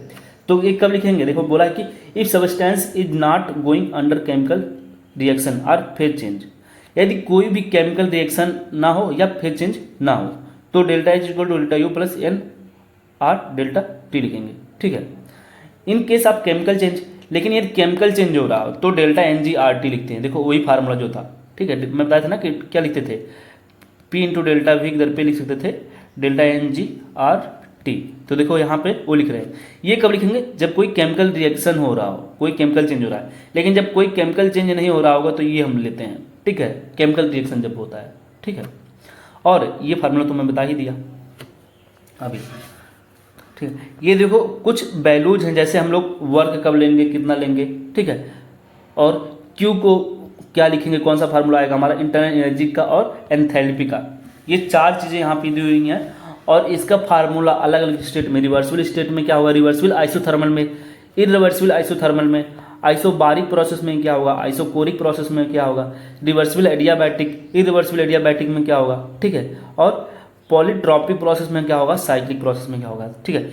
ये फार्मूला तुमको मतलब तुम्हारे जुबान पे होना चाहिए, ठीक है, ठीक है। इसको अच्छे से तैयार करना पड़ेगा, ठीक है। तुम्हारे मतलब जैसे क्वेश्चन में बोलूँ कि बताओ रिवर्सिबल आइसोथर्मल प्रोसेस है, रिवर्सिबल आइसोथर्मल प्रोसेस, उसमें बताओ वर्क क्या होता है। रिवर्सिबल आइसोथर्मल प्रोसेस था तो उसमें वर्क का हम लोग पढ़े थे, work equal to minus N R T V two by V one होता है। देखो हम लोग जानते हैं V two by V one को हम लोग देख सकते हैं P one by P two, इसको याद कर लेना। वहाँ पे मैं जब अभी आगे पढ़ा था तो सिर्फ इतना ही बताया था, V two by V one या V final by V initial बताया था।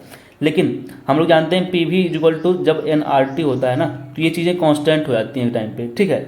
तो ये चीज़ें रिवर्सिबल आइसोथर्मल में अगर चीज़ें कांस्टेंट है तो हम लोग जानते हैं पी जो होता है इनवर्सली प्रोपोर्शनल टू वी है, ठीक। तो P one by P two equal to होता है V two upon V one.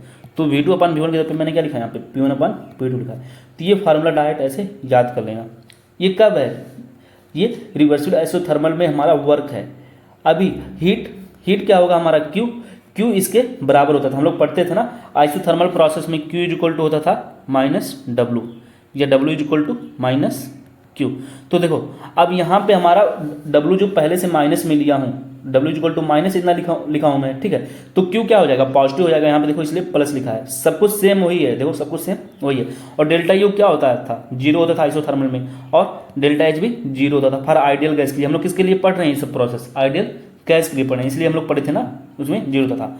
इसी तरह से इरिवर्सिबल में भी क्या होगा, आइसोथर्मल था जो देखो चाहे प्रोसेस रिवर्सिबल हो चाहे इरिवर्सिबल हो, डेल्टा एच और डेल्टा यू जीरो ही होते हैं। लेकिन फार्मूला देखो अब यहाँ पे हीट का, ठीक है, चेंज हो गया है। इरिवर्सिबल में हम लोग क्या पढ़ते थे, ये वाला फार्मूला पढ़ते थे और बताया था काफ़ी इंपॉर्टेंट फार्मूला। देखो वही हीट का भी होगा और वही हमारे किसका होगा, सॉरी वर्क का भी होगा, वही हीट का होगा। लेकिन हीट के लिए क्या है, पॉजिटिव में है, वर्क के लिए क्या है, निगेटिव में है फार्मूला, ठीक है। इसको भी फार्मूला याद कर लेना, ये यहीं से आया है। V2 को लिख सकते हैं, V2 के प्लेस में हम लोग लिख सकते हैं nRT/P2, ऐसे ही V1 के पे nRT/P1।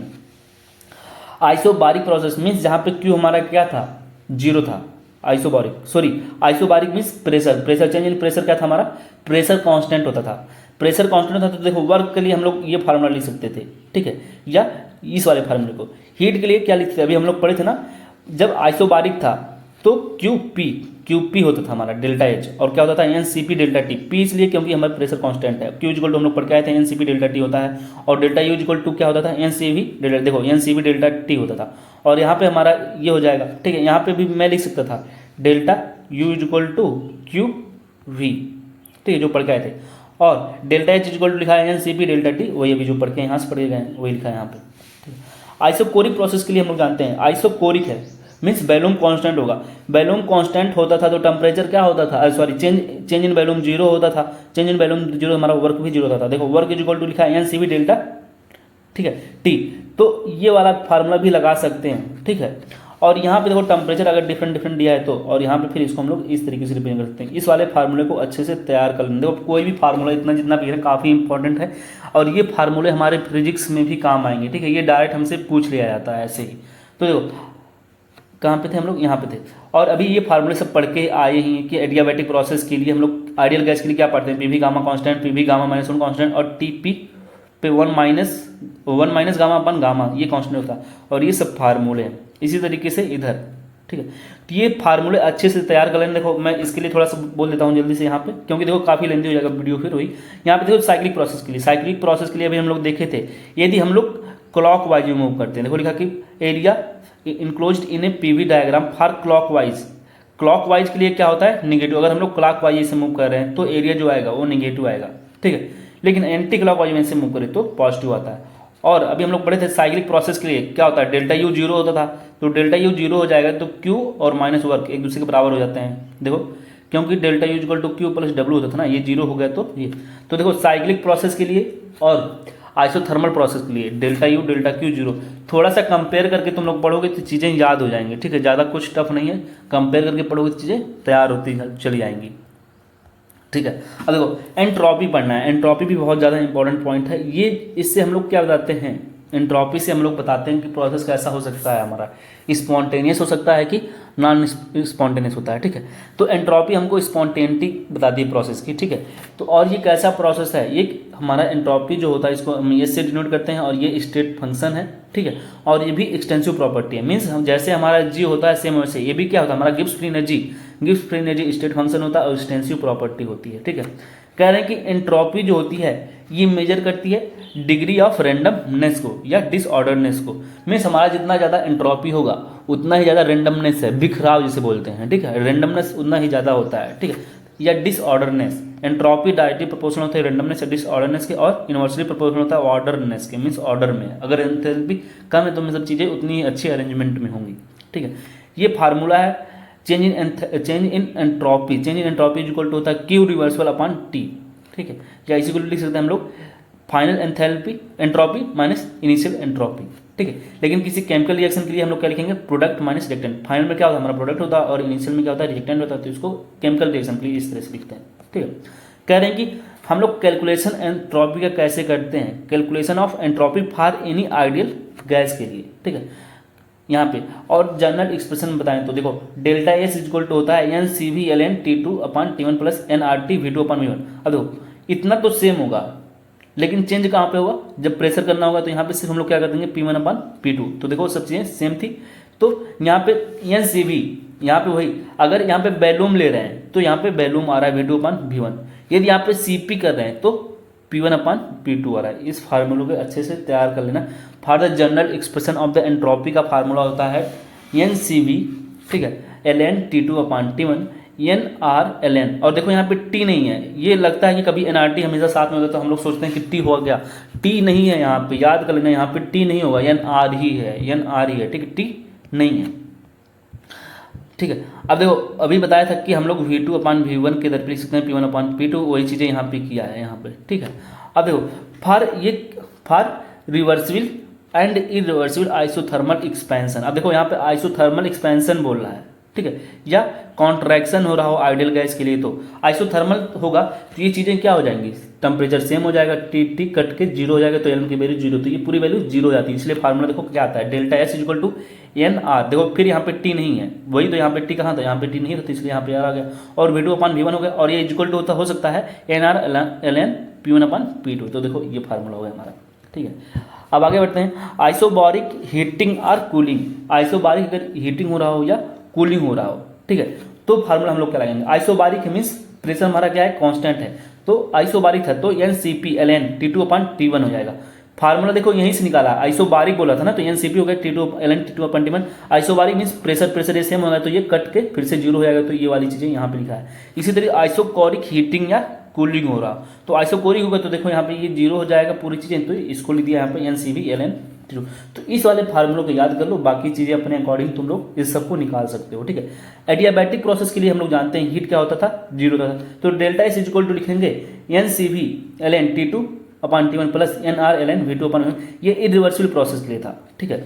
सेम फार्मूला वही दिया गया, सेम फार्मूला देखो एडियाबैटिक प्रोसेस के इरिवर्सिबल के लिए दिया गया, और रिवर्सिबल में देखो यहाँ पे क्या है हमारा V है, ठीक है।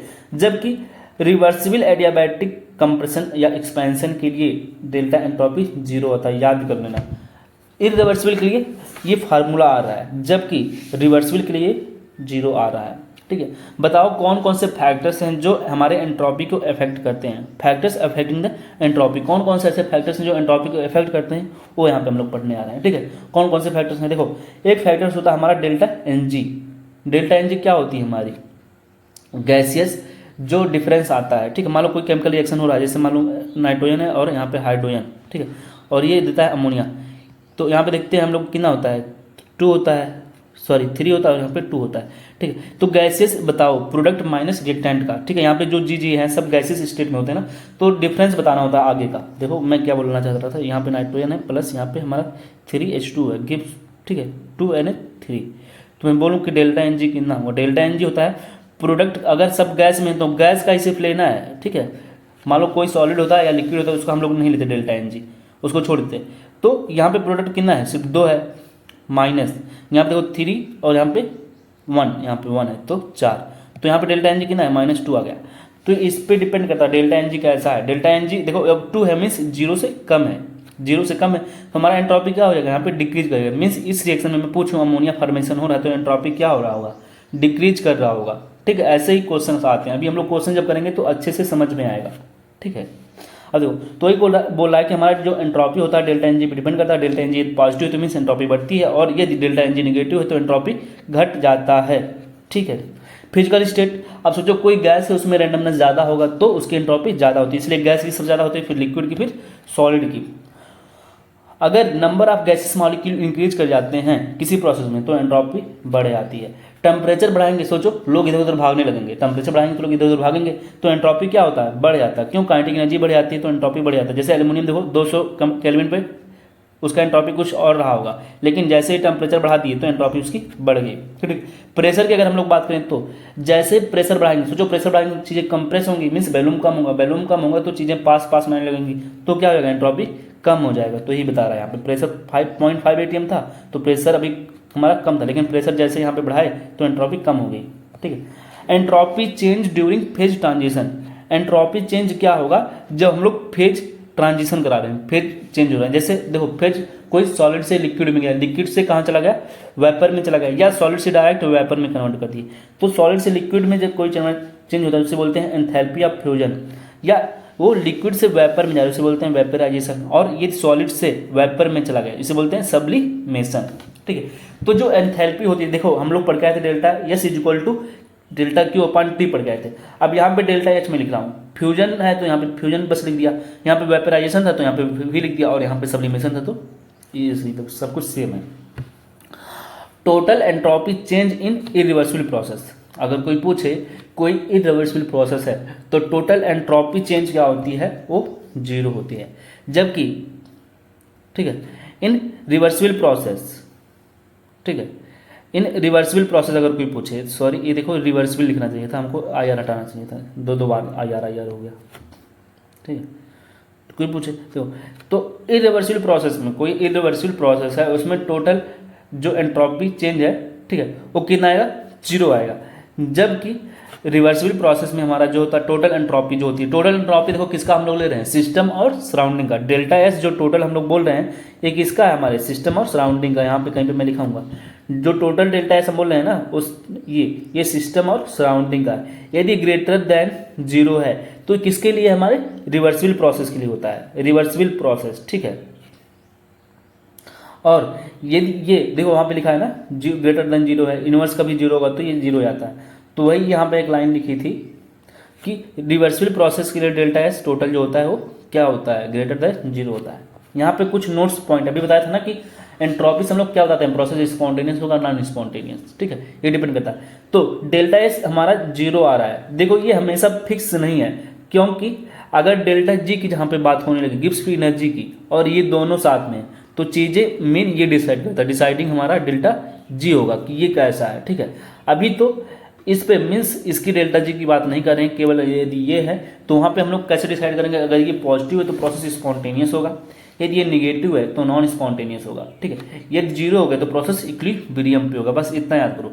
लेकिन यदि डेल्टा जी आ गया इसके साथ में, ठीक है, तो प्रभावशाली ये होता है, इसका प्रभाव खत्म हो जाता है, तब इससे हम लोग डिसाइड करते हैं। ठीक है, देखो सेकंड लॉ ऑफ थर्मोडायनेमिक्स हम लोग पढ़ने आ रहे हैं। सेकंड लॉ ऑफ थर्मोडायनेमिक्स हमको क्या बताता है, ठीक है, तो सेकंड लॉ ऑफ थर्मोडायनेमिक्स बता रहा है कि ऐसा कोई भी अभी तक इंजन नहीं बना है जिसकी एफिशिएंसी 100% हो। मीन्स यदि हमको हीट दें तो उस हीट को कंप्लीट वर्क में कन्वर्ट कर दे, ऐसा कोई इंजन अभी नहीं बना है। No cyclic engine is possible which takes heat from one single source and in a cyclic completely convert into the work without producing any change in surrounding। Okay, और ये जो second law of thermodynamics explain करता है creation of spontaneity को।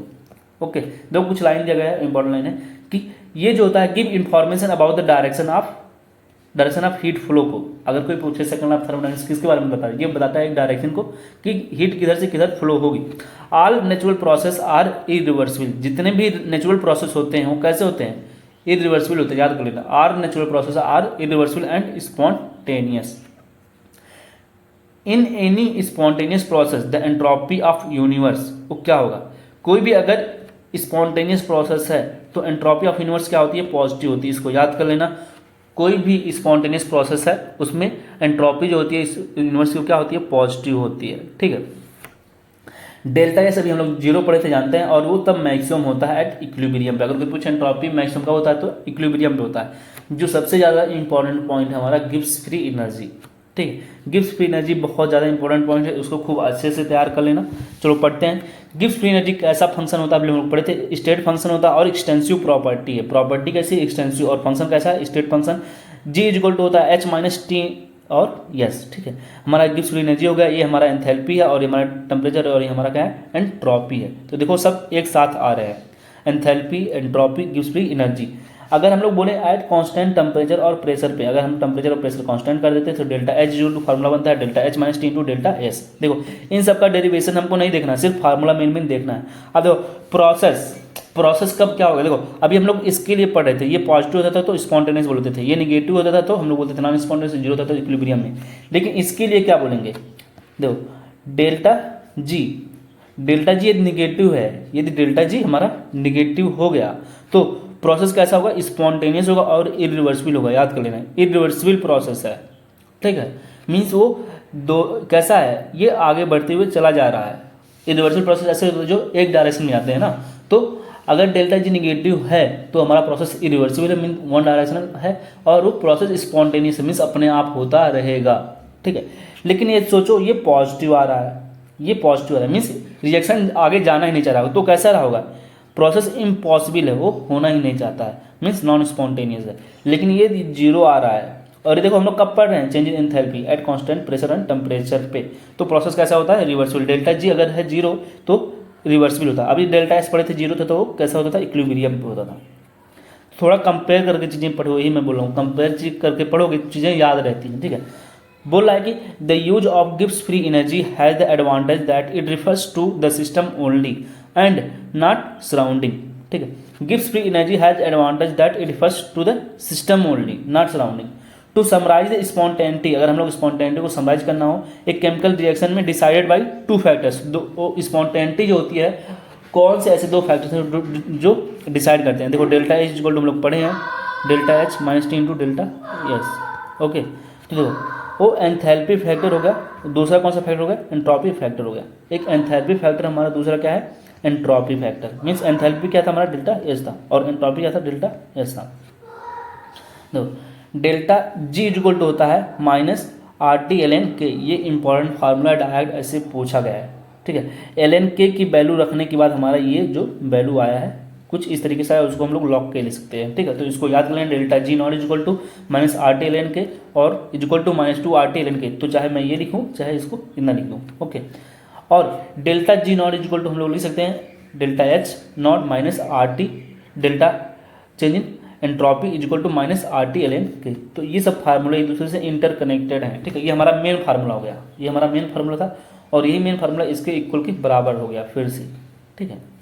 आगे बढ़ते हैं। देखो ये इंपॉर्टेंट है, यहाँ से क्वेश्चन डायरेक्ट बन के आता है। कैसे, यदि इसको हमको याद करने की जरूरत नहीं है, हमको याद करने की जरूरत इसको नहीं है, केवल हमको क्या याद होना चाहिए, हमको फार्मूला याद होना चाहिए। क्या फार्मूला हमारा कौन सा, ये तुम देख लिए क्या है ना, ये कुछ चीज़ें थी जिसमें मैं वीडियो बनाना चाहता था, ठीक है। रियलिटी ऑफ 650, ठीक है, 40 डे में, रियलिटी ऑफ 240 से 620, रियलिटी ऑफ ये 30 दिन का था रियलिटी इनका, ठीक है। 2 से 620 तुमको दिलवाते, और ये 15 दिन में दिलवाते 262 से 580, ये भैया, ठीक है।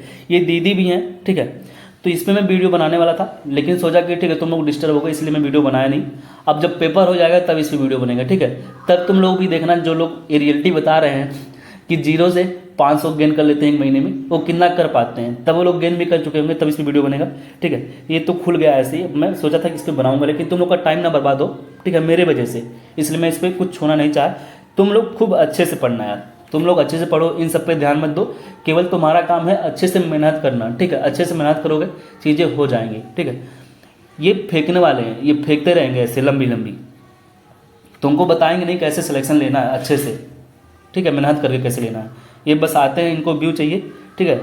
अच्छा तो कुछ भी थंबनेल बना के कुछ भी बता देंगे उसमें आके। चलो आगे बढ़ते हैं। तो देखो कैसे इसको हम लोग डिसाइड करते हैं, हमारा ये जो चीज़ें दी गई हैं, तो कैसे हम डिसाइड करेंगे कि हमारा प्रोसेस स्पॉन्टेनियस होगा कि नॉन स्पॉन्टेनियस होगा, ठीक है। तो ये फार्मूला पहले याद करो, ये जो फार्मूला था हमारा, delta G equal to delta H minus T into delta S, ठीक है।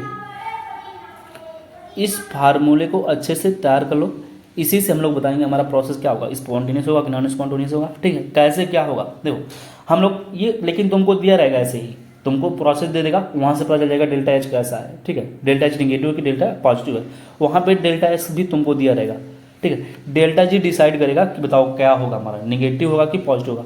यदि हमारा डेल्टा जी निगेटिव कभी आ गया तो प्रोसेस याद करें, डेल्टा जी अगर निगेटिव आ रहा है तो प्रोसेस स्पॉन्टेनियस होगा। यदि डेल्टा जी हमारा क्या आ गया, पॉजिटिव आ गया, तो नॉन स्पॉन्टेनियस होगा। देखो इसलिए तो डेल्टा जी देखो यहाँ पे निगेटिव था, रिएक्शन कैसा था, स्पॉन्टेनियस, पॉजिटिव था तो नॉन स्पॉन्टेनियस, पॉजिटिव तो नॉन स्पॉन्टेनियस, निगेटिव तो स्पॉन्टेनियस, निगेटिव तो स्पॉन्टेनियस, पॉजिटिव तो नॉन स्पॉन्टेनियस। तो बस इतना याद करो कि डेल्टा जी निगेटिव तो स्पॉन्टेनियस, डेल्टा जी पॉजिटिव तो नॉन स्पॉन्टेनियस। ये काफ़ी इंपॉर्टेंट है, इसको अच्छे से तैयार करना। देखो अब कैसे करना है, कुछ नहीं, देखो समझो, यदि डेल्टा जी निगेटिव दे दिया यहाँ पे, डेल्टा एच यहाँ पे ये निगेटिव है, सोचो ये निगेटिव दिया है, ठीक है। माइनस करो यहाँ पे टी है, डेल्टा एस भी पॉजिटिव दे दिया। तो देखो इस पॉजिटिव का डेल्टा एस पॉजिटिव हमारा, तो इस पॉजिटिव का निगेटिव से मल्टीप्लाई करेंगे तो ये भी निगेटिव, तो देखो दोनों निगेटिव आ रहे हैं, ये वैल्यू भी निगेटिव, ये वैल्यू भी निगेटिव, दोनों को निगेटिव ऐड करोगे तो वैल्यू निगेटिव में आएगी। तो वैल्यू जब निगेटिव में हमारी आ रही है तो हमारा रिएक्शन कैसा हो जाएगा, स्पॉन्टेनियस। बस ऐसे ही लगाना है, कुछ करना नहीं, बहुत सिंपल है। बहुत लोगों को टफ लगता है, ठीक है, कर नहीं पाते, समझ नहीं पाते, बहुत ईजी है, ठीक है। ऐसे देखो डेल्टा एच की वैल्यू यहाँ पे देखो क्या दिया है, पॉजिटिव दिया है, डेल्टा एच पॉजिटिव दिया है, यहाँ पे निगेटिव लिखो, ठीक है। और देखा डेल्टा एच का वैल्यू निगेटिव दे दिया। अब देखो मैं ऐसे करके बताता हूँ इसके लिए, ठीक है। यहाँ पे पॉजिटिव दिया है, दूसरा वाला मैं कर रहा हूँ निगेटिव, ठीक। डेल्टा एच कितना दिया है, यहाँ पे देखो निगेटिव दिया है, तो निगेटिव निगेटिव क्या हो जाएगा, यहाँ पे पॉजिटिव। अब देखो टोटल वैल्यू कैसा आ रहा है, हमारा पॉजिटिव आ रहा है। टोटल वैल्यू जब पॉजिटिव आएगा तो हमारा डेल्टा जी क्या हो जाएगा, पॉजिटिव हो जाएगा। और ये रिएक्शन कैसा हो जाएगा, नॉन स्पॉन्टेनियस। वही देखो पॉजिटिव है तो नॉन स्पॉन्टेनियस, ठीक है। तीसरा करते हैं, इसको मैं मिटा देता हूँ, 1 मिनट। तीसरा कंडीशन क्या दे रहे हैं कि डेल्टा एच हमारा पॉजिटिव है, तो मैं पॉजिटिव कर दिया, ठीक है। माइनस यहाँ पे बोला है कि डेल्टा एच भी क्या है हमारा, ये तो टी हो गया, और डेल्टा एच कैसा है हमारा, डेल्टा एच हमारा क्या है, पॉजिटिव है, इसको भी पॉजिटिव कर दिए, ठीक है। तो पॉजिटिव निगेटिव निगेटिव आ जाएगा यहाँ पे, पहले तो निगेटिव आ गया, ठीक है, इसको निगेटिव मान लिया। अब देखो बोल रहे हैं कि एट लो टेम्परेचर, यदि यहाँ पे लो टेम्परेचर है, सोचो ये हमारा पॉजिटिव पहले से था, ये डेल्टा एच पॉजिटिव था और पॉजिटिव निगेटिव निगेटिव हो गया। ये यदि लो है टेम्परेचर, मान लो अगर ये लो हो गया, मीन सोचो यदि टेम्परेचर लो है, एक बार मैं लो करते करते जीरो लेके चला गया, तो ये वैल्यू पूरी निगेटिव वाली क्या हो जाएगी, जीरो हो जाएगी। तो हमारा जो वैल्यू आएगा डेल्टा एच वाला, ये पॉजिटिव आ जाएगा, तो टोटल वैल्यू क्या आ जाएगा, पॉजिटिव आ जाएगा ना। तो देखो डेल्टा जी इसलिए पॉजिटिव है, तो ये नॉन स्पॉन्टेनियस हो जाएगा, ठीक है। ये टेम्परेचर हाई कर देता, मीन्स टेम्परेचर में बढ़ाते बढ़ाते बढ़ाते बढ़ाते इतना कर दिया कि ये जो वैल्यू आ गई निगेटिव में आ रही थी पहले से भी। 1 मिनट में आपसे लिखता हूँ यार, सब देखो यही कंडीशन तो है हमारा कि ये पॉजिटिव था, तीसरे वाले का चौथा वाला यहाँ पे मैं कर रहा हूँ, ये पॉजिटिव है। माइनस सोचो टेम्परेचर क्या है, ये कह रहे हैं टेम्परेचर बढ़ाते जाइए, और डेल्टा एच कैसा था हमारा, पॉजिटिव था। तो ये जब पॉजिटिव था, पॉजिटिव निगेटिव ही आएगा हमारा, और टेम्परेचर खूब बढ़ा रहे हैं, तो मीन्स ये वैल्यू जो हमारी कभी एक टाइम पे आएगी, इससे क्या हो जाएगा, आगे निकल जाएगा, ये निकल गए आगे। तो ये पॉजिटिव था, ये निगेटिव था, ओवरऑल जो सॉल्व करने के बाद आएगा निगेटिव आएगा, तो हमारा डेल्टा जी क्या आएगा, निगेटिव, और डेल्टा जी निगेटिव है तो स्पॉन्टेनियस होगा। इस तरीके से ये भी देखो ये निगेटिव है, ठीक है, और ये भी निगेटिव, तो ये दोनों वैल्यू पॉजिटिव हो गए, ठीक है, निगेटिव निगेटिव। अब कह रहा है कि at low temperature, means temperature इसको कम कर दिए, ठीक है। ये पॉजिटिव था लेकिन टेम्परेचर कम कर दिए, ठीक है, तो ये वैल्यू पूरी टोटल कम होंगी, कभी जीरो हो सकती है अगर टेम्परेचर जीरो कर दिए, तो निगेटिव में एटलीस्ट लास्ट में आएगा, तो स्पॉन्टेनियस हो गया। और ये निगेटिव था और ये हमारा निगेटिव निगेटिव पॉजिटिव का टेम्परेचर बढ़ाते जाते हैं, तो एक टाइम पे ये हमारी जो ओवरऑल वैल्यू है पॉजिटिव आ जाती है। अगर ये पॉजिटिव आ गई है तो ओवरऑल वैल्यू पॉजिटिव आएगी, तो फिर से नॉन स्पॉन्टेनियस। तो इसको रटना नहीं है, फार्मूले को, बस इस फार्मूले को तैयार करो। ये जो हमारा फार्मूला था इसको खूब अच्छे से तैयार कर लो बस, ठीक है, इस फार्मूले को अच्छे से तैयार कर लो यार। यदि फार्मूला ये तैयार हो गया तो हमको इसको रटने की जरूरत नहीं पड़ेगी, ठीक है।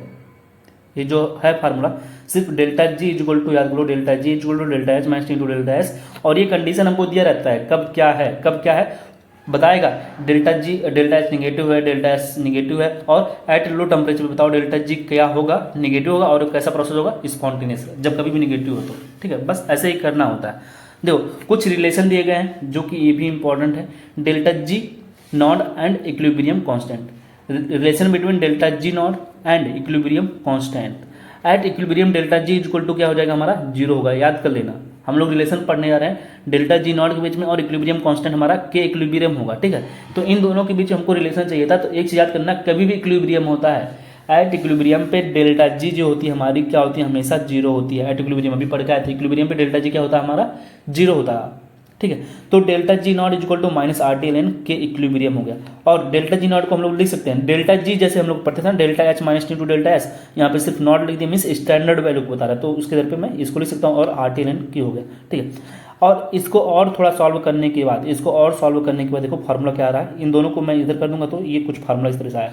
इसको और सॉल्व करूंगा मतलब K1 और K2 लूंगा तो कुछ इस तरीके से आएगा, और इसका ग्राफ बनाना होगा। देखो ग्राफ कैसे बनता है, ग्राफ ये आएगा, ठीक है, यहाँ से बनाए हैं ln के। देखो ln के इक्वल टू, देखो मैं बोलूँ y equal to mx plus C, तो ये हमारा इंटरसेप्ट होता है, हम लोग पढ़ते हैं ना फिजिक्स में, इंटरसेप्ट हो गया, तो ये इंटरसेप्ट पॉजिटिव था, इसलिए देखो इंटरसेप्ट की वैल्यू जो आएगी डेल्टा एस आर हो गया इतना, ठीक है। इतना हमारा इंटरसेप्ट हो गया। और ये 1/t के बीच में ग्राफ बनाए हैं, 1/t, ठीक है, यम एक्स, देखो यम हो गया और यक्स, यक्स कौन है हमारा, टी है, तो 1/t के रिलेशन बनाए, ये एक स्ट्रेट ग्राफ आ रही है, याद कर लेना।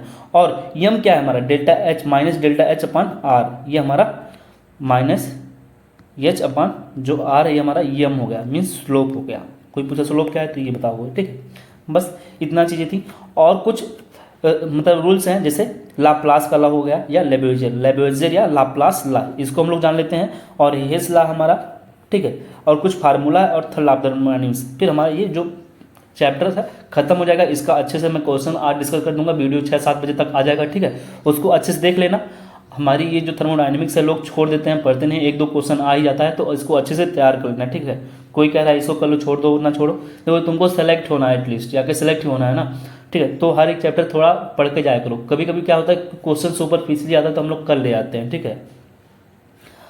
चलो देखते हैं हेस लॉ, यहाँ से सॉरी, अगर इसको इस वाले फार्मूले को देखो, बोलते हैं कि लाप्लास लॉ या लेबेउज़र लॉ या लाप्लास लॉ। ये क्या होता है, बोल रहे हैं कि यदि हम लोग ए से बी गए तो कुछ हीट लगा, अब वो हो सकता है एक्सोथर्मिक हो सकता है या एंडोथर्मिक, मान लो अभी लेकिन यहाँ पे पॉजिटिव है, लेकिन अगर हम लोग तब उल्टा कर दे रिएक्शन बी टू ए जा रहे हो तो रिएक्शन क्या हो जाता है, वही उल्टा किए तो हीट जो होगा निगेटिव होगा। यदि पहले से अगर मैं ए से बी गया तो यहाँ पे निगेटिव होता तो ये कैसा हो जाता, पॉजिटिव होता। बस यही है हमारा लेबेउज़र या लाप्लास लॉ।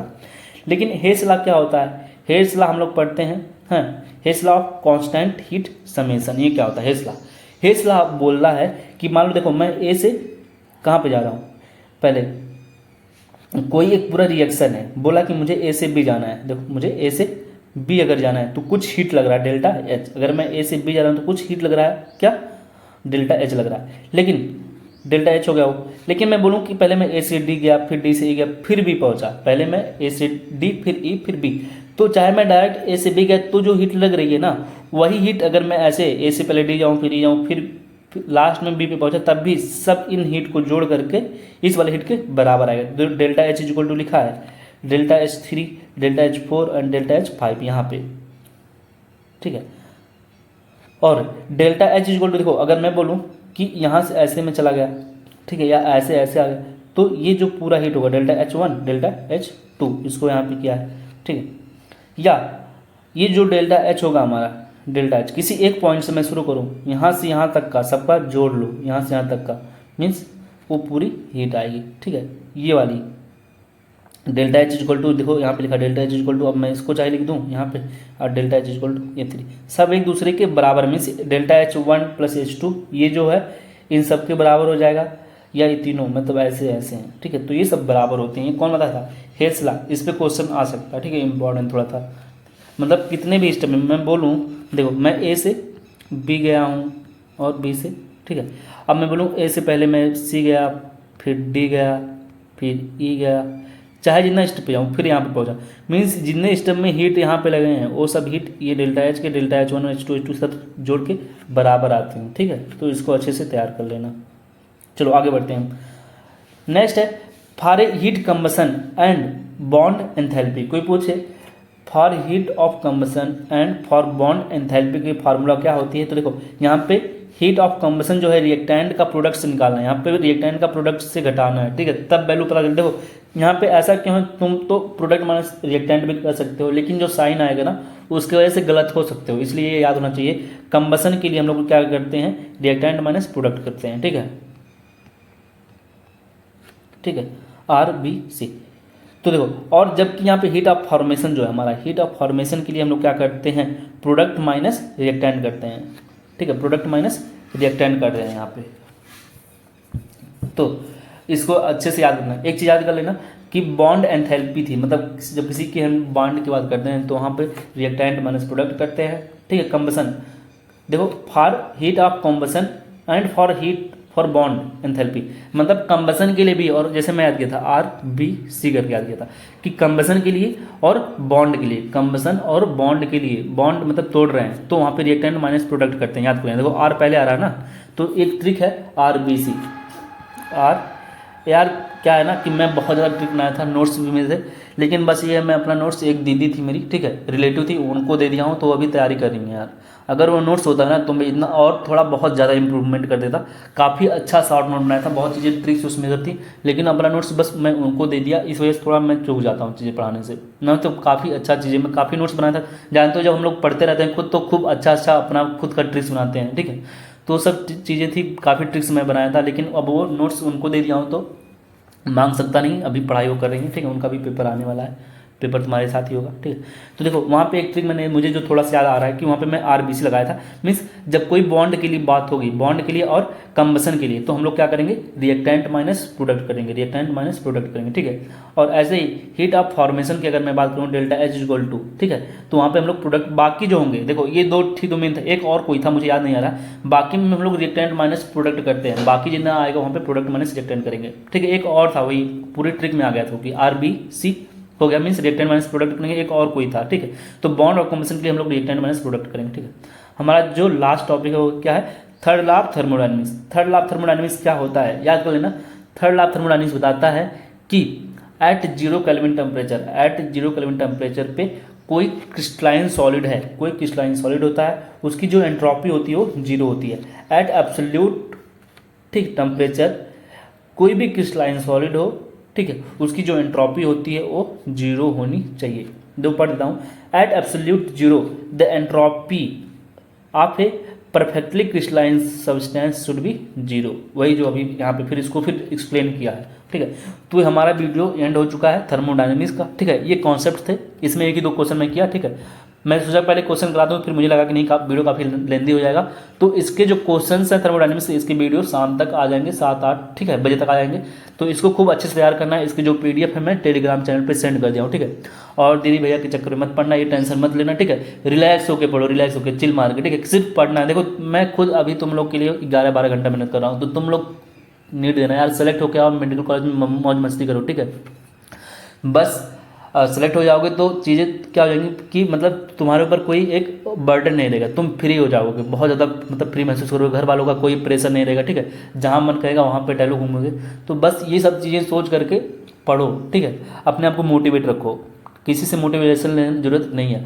अपने मतलब घर की जो चीज़ें हैं ना, वहाँ से तुम ढूंढ के मोटिवेशन पा सकते हो, मोटिवेशनल वीडियो देखने की जरूरत नहीं है, ठीक है। So thank you. वीडियो पसंद आएगी तो वीडियो को शेयर करना और चैनल को सब्सक्राइब करना, ठीक है।